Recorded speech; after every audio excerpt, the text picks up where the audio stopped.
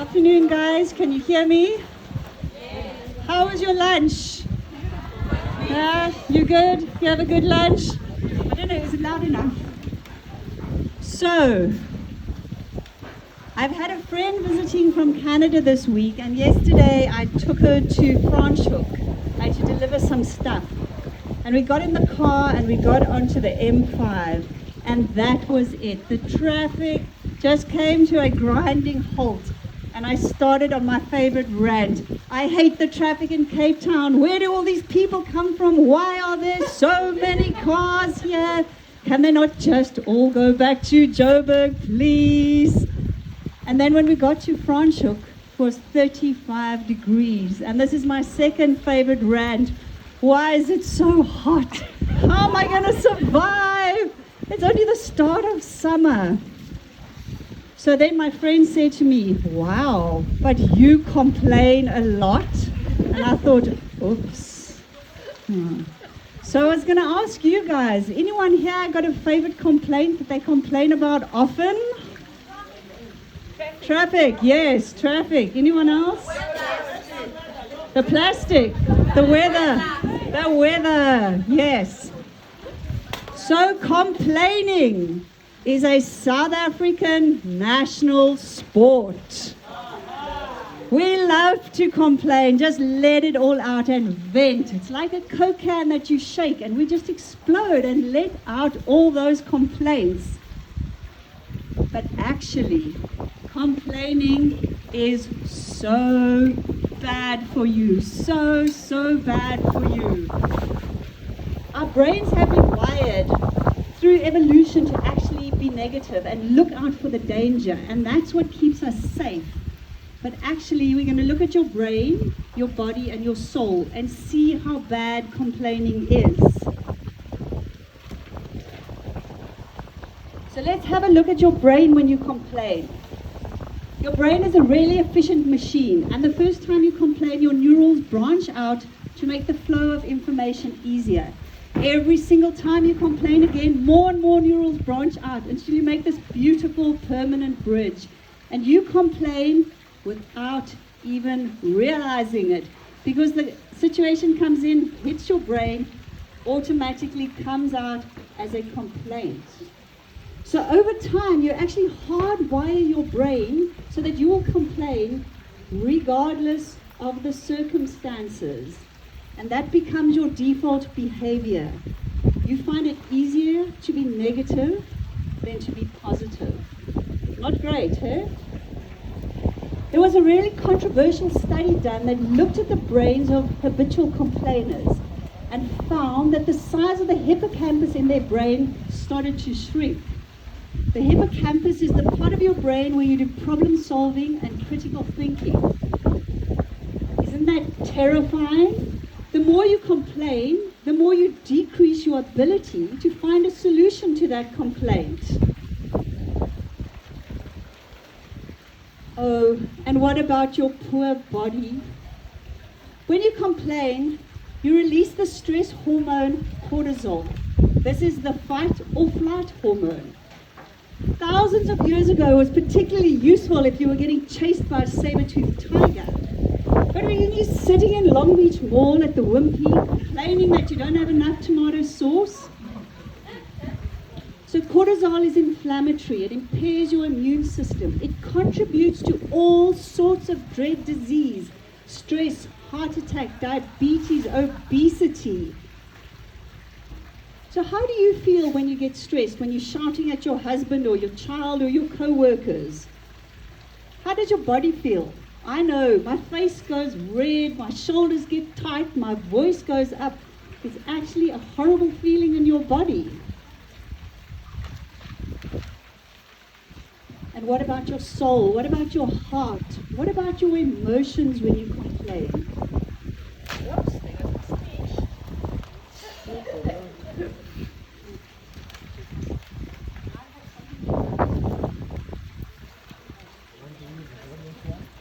So when you're complaining, you feel victimized, you feel disempowered, you feel stuck.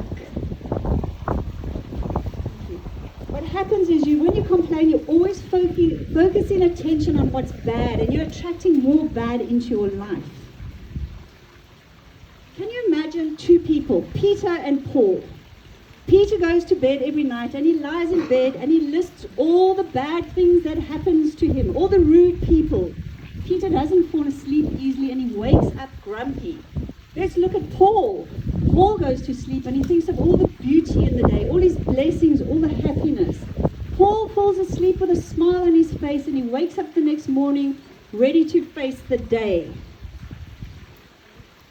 Often, people who complain a lot get free-floating anger. This is anger that's not attached to a situation. You are just cross.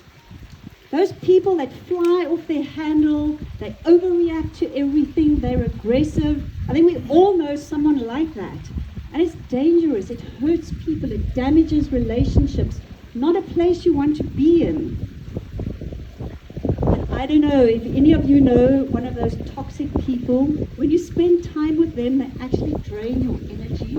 You don't feel great after you've been with them.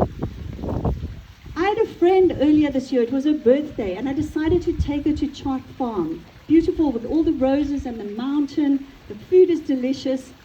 She rushed in there, she sat down, she didn't talk to the staff, she didn't look at the view, she started. My husband does this, my kids do this. At the end of the lunch, I just thought, never again, never, ever again will I go out with her. She is so toxic. I felt so horrible afterwards. The other thing about negative people is it's like warming. They attract each other. They're like magnets. And all these negative people gather in the office and they feed off and they validate each other. And they just I say, I have this crime. And they say, well, what about this? And it just gets worse and worse and worse. And it's like this dark, horrible corner in your office. And everybody tries to avoid them. So, we know that complaining is bad for your brain, bad for your body, bad for your soul. So it's a simple solution. Just stop complaining. Just stop. The trick is, you have to catch yourself complaining because you no longer realize that you are doing it. So the way to do that is to elicit the support of your immediate circle, spouse, children, co-workers, employees, and get them to tell you every single time you complain. Because then you can reframe those words, you can rewrite your story, and you can build a new neural bridge in your brain so that your automatic response is always positive. So I'll give you an example. When I was driving here today, through all these roadworks, I was going, oh, I can't believe it. 3 years ago, they were building this road, and it's ridiculous. And my teenage daughter put up her hand and said, Mom, you're complaining. And it's so annoying as well. Every time you open your mouth. And so I rethought it, and I said to her, isn't it amazing that they're building infrastructure in our neighborhood so that 6 months' time we'll be able to drive here smoothly? So I suggest, so many times I do this talk, people come to me and say, oh, but I don't complain. Let me tell you, you do this exercise. First of all, you will be shocked at how much you actually complain. And second of all, you'll see how irritating it is for someone to interrupt you all the time. But the exercise is worth the discomfort and the challenge. So now we know. It's bad for your brain, bad for your body, bad for your soul. You have to catch yourself before you can change it. So what is the best antidote to complaining? Anyone got an idea? What would you do to improve your life without complaining? Yeah. So one of the best things to do ever is to practice gratitude daily. Cultivate optimism. Decide that you are always going to look on the bright side of life. Count your blessings. We have so many blessings. And you know that gratitude is in so many religions. Almost every single religion Jewish, Christian, Islam, Buddhist, Eastern, African. Every single one of them has a part of it that is around gratitude. So, I'd like you all to close your eyes for around 30 seconds and think of something today that you are truly grateful for from your heart.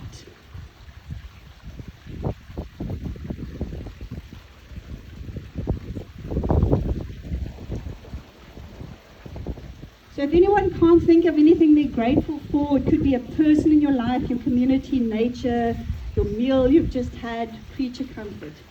And can you share with the person next to you? You can open your eyes now. Share with the person next to you and just tell them what you are grateful for today.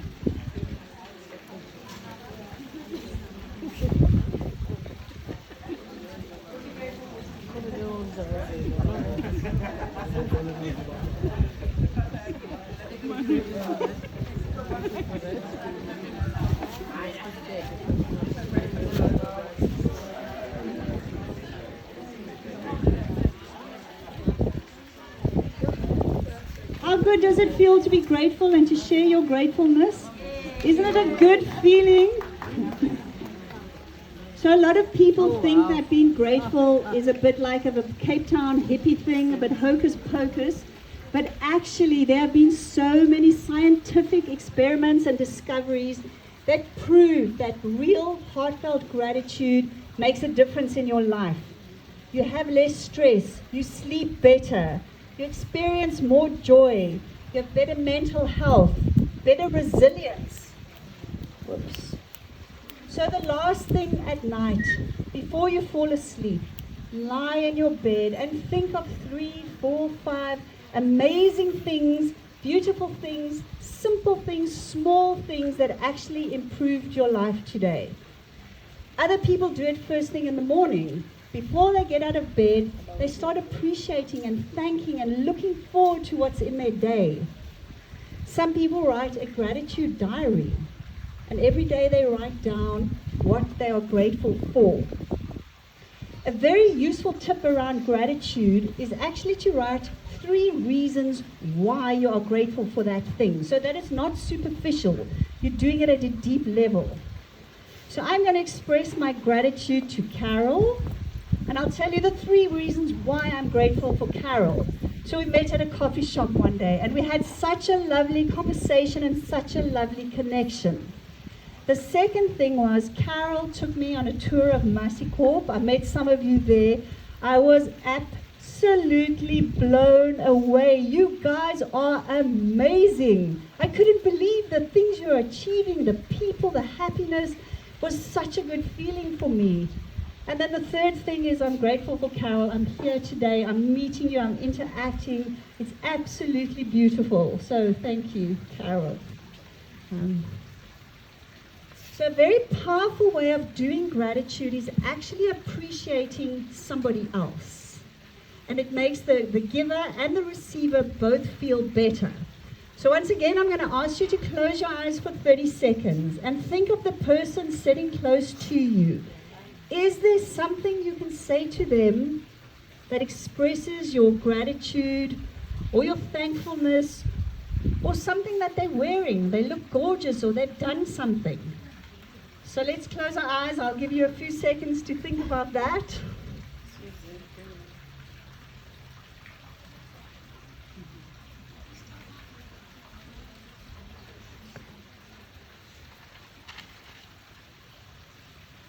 Right, do you want to turn to the person close to you and say, give them a vote of appreciation, say something nice about them?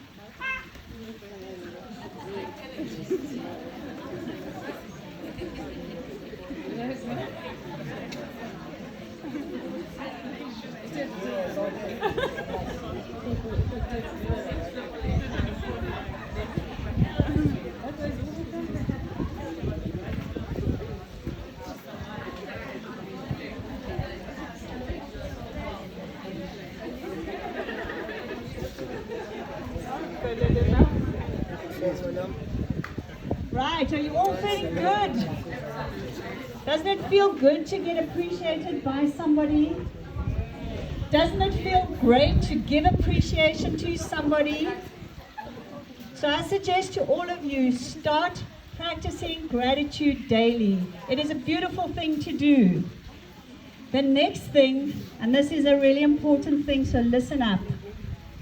Let us all stop being so judgmental. We have no idea what is going on in somebody else's life. You know that rude waitress who snatched your money and dumped your coffee? Hey, maybe she didn't sleep last night. Her kid is sick. Maybe she's worried about her son at school. Maybe her transport was delayed and her salary was docked again. But just because she was rude to you doesn't give you the license to go out and be rude to the next 5 people. That's her stuff. Leave it with her. Always choose to be kind. You don't know what battle somebody else is fighting.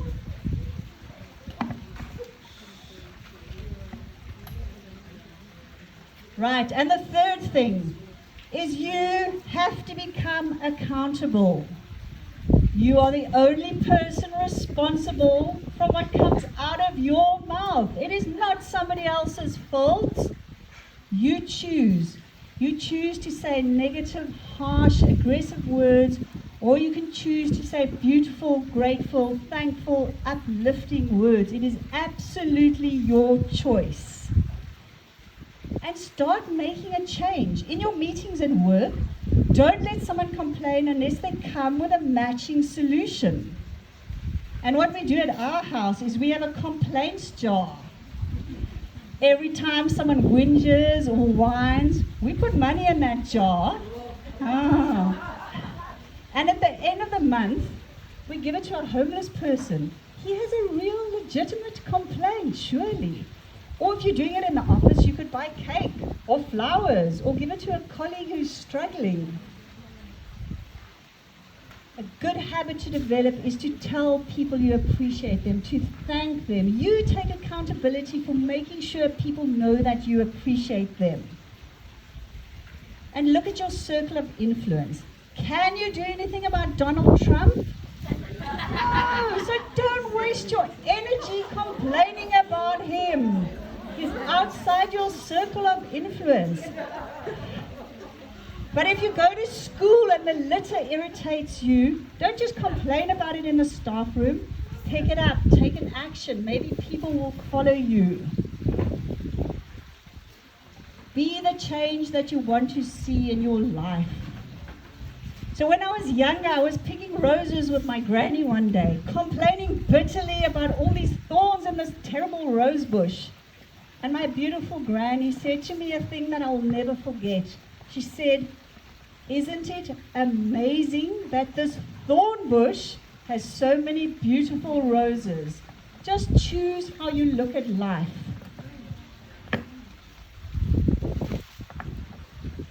So, remember, complaining is bad for your brain, bad for your body, bad for your soul. Let's decide together, all of us here today, we are going to stop complaining. Yes? Yes.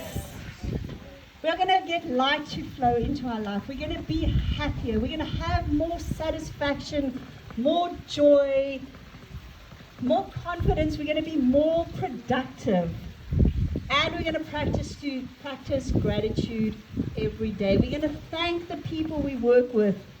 We are going to stop judging everybody, and we are going to be accountable. So tomorrow morning, when you wake up, and every single morning after that, I want you to stand up and say, "My life is so good. I have absolutely nothing to complain about." So should we stand up and do it together? Please. Right, after me. My life is so good. I have absolutely nothing to complain about. Thank you. Thank you, guys.